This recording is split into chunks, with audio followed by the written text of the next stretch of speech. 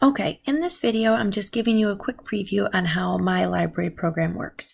So when you first run your program, the program should read in all of your books from a text file and then print a menu such as this, where the user can just type in a number. So let's say, for example, I want to display all of the books in my library. If I push a 1 and hit enter, now I'm going to see all of the books. Now you'll notice that this format might not exactly match how you set up your books before, and that's okay, it doesn't have to match.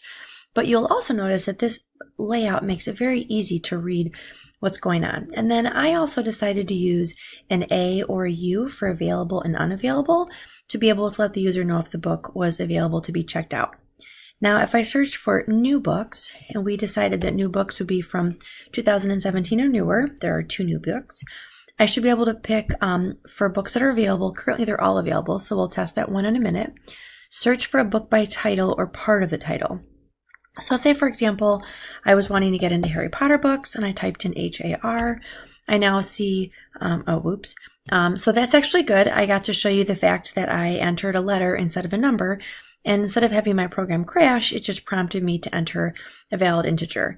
I just noticed, though, that I need to adjust those numbers. So that's something that I need to fix. But regardless, so now let's say I wanted to type in, I wanted to search by title. So I would type in a 4.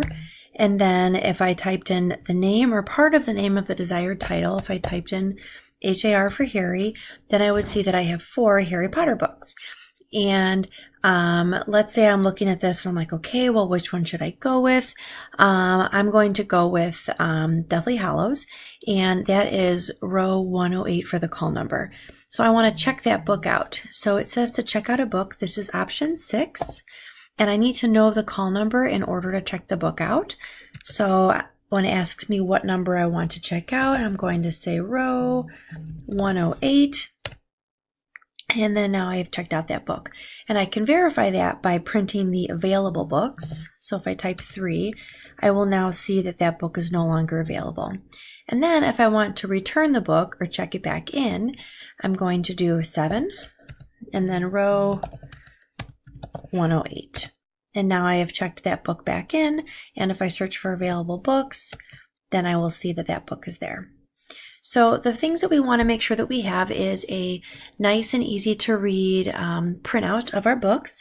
We should be able to interact well with the system. If we type in an invalid number, we should be prompted to correctly enter a number. The program should not just crash.